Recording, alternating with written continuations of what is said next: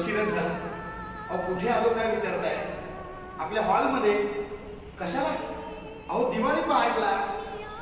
अहो काय झालं, दरवर्षीसारखे दिवाळीचे फटाके जास्त वाजले नाहीत ना सकाळी, त्यामुळे जाग नाही आली. पण तरी पटपट आवरून मी वेळेत पोहोचलोय. दिवाळी पहाट 2020 ला.